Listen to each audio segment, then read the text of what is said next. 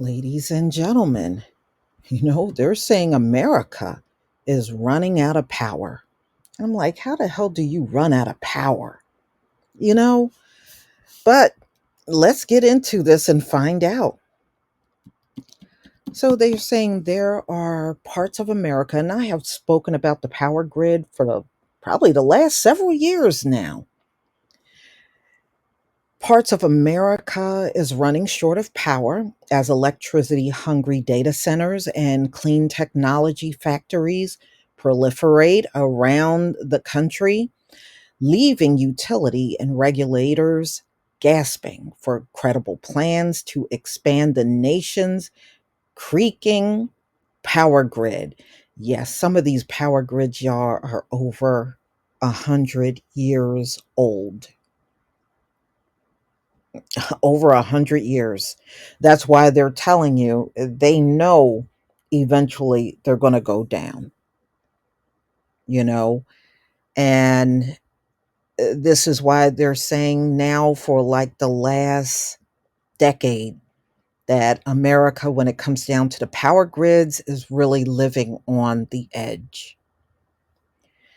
In Georgia, demand for industrial power is surging to record highs, with the projection of new electricity use for the next decade now 17 times what it was only recently.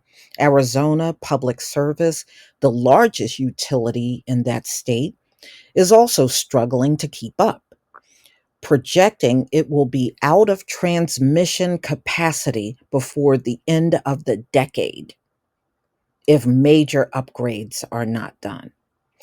Northern Virginia needs the equivalent of several large nuclear power plants to serve all the new data centers planned and under construction. Texas, where electricity shortages are already routine on hot summer days, faces the same dilemma. Now, ladies and gentlemen, in my state where I am, when Hurricane Sandy hit, they had a great concern over the power grid because of the age of the power grid. You had this powerful hurricane coming in, and they were in fear that it was a possibility that the grid would not come all the way up in some areas. And if there were power grid problems, they were saying that some people might be without power for months. It did not turn out that way, but during that time, they did admit that the power grid was old, out of date, and they didn't know how well it was going to hold up with a powerful hurricane. Now, the worst, there were places in the state that was out for several weeks, but eventually, you know, all of the locations did come back up. But it just goes to show you, because of that natural disaster, we found out real fast how old the power grids were in the state. So the soaring demand is touching off a scramble to try to squeeze more juice out of an aging power grid while pushing commercial customers to the extraordinary lengths to lock down energy sources, such as building their own power plants. When you look at the numbers, it's staggering. This is the chairman of Georgia Public Service Commission, Jason Shaw, which regulates electricity. If you make scratch your head and wonder how we ended up in this situation. Well, here's how the projections that are far off. This has created a challenge like we've never seen before. A major factor behind the skyrocketing demand is the rapid innovation of artificial intelligence, which is driving the construction of large warehouses of computing infrastructure that require like They said power that's over the top. They need a lot of electricity and power for these warehouses that they are building. AI is also part of a huge scale up of cloud computing. So, tech firms like Amazon, Apple, Google, Meta, and Microsoft are scouring the nation for sites for new data centers, and many lesser known firms are also on the hunt. The proliferation of crypto mining, in which currencies like Bitcoin are transacted and minted, is also driving data center growth. It is all putting new pressures on an overtaxed grid. The network of transmission lines and power stations that move electricity around the country, bottlenecks are mounting, leaving both new generators of energy, especially the clean energy, and large consumers facing growing wait times for hookups. The situation is sparking battles across the nation over who will pay for new power supplies, with regulators worrying the residential ratepayers could be stuck with the bill for more costly upgrades. So, in other words, they're going to stick the citizens with these rising costs.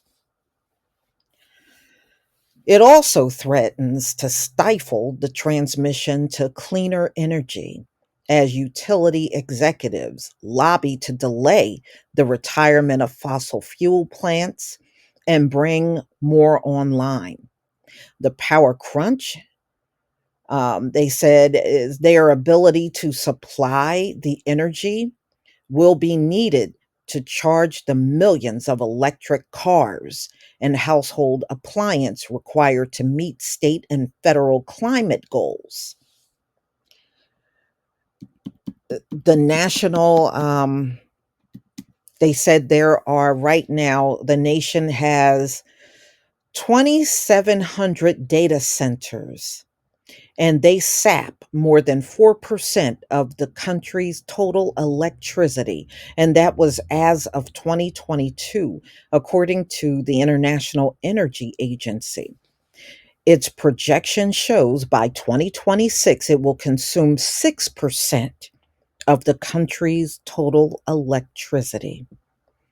Industry forecasts show the centers eating up a larger share of U.S. electricity in the years that follow, as demands from residential and smaller commercial facilities stay relatively flat, thanks to steadily increasing efficiencies in appliances and heating and cooling systems.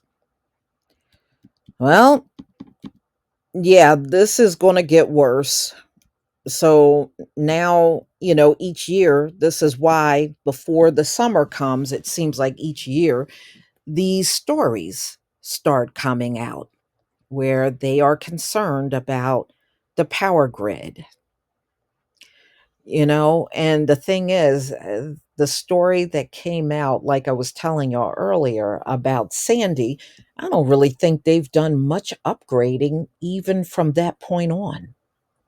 I really don't. We haven't heard anything about no great upgrades they've made to the power grids around here. Haven't heard a word. I don't think they did. So, ladies and gentlemen, all of these data centers going up everywhere and zapping up all of the electricity. And the thing is, I don't want any more bills passed on to the consumers. We're paying enough in all this high inflation. We're not doing enough. That's ridiculous. So please tell me what you think about this video, y'all. You know what? What I'm going to do is when I'm done, I'm going to look up how many data centers are in my state because I really don't know. I don't know, but I'm going to look it up. Please leave your comment and subscribe. Don't forget to hit on the notification bell, and I'll see you on the next video. Peace, family.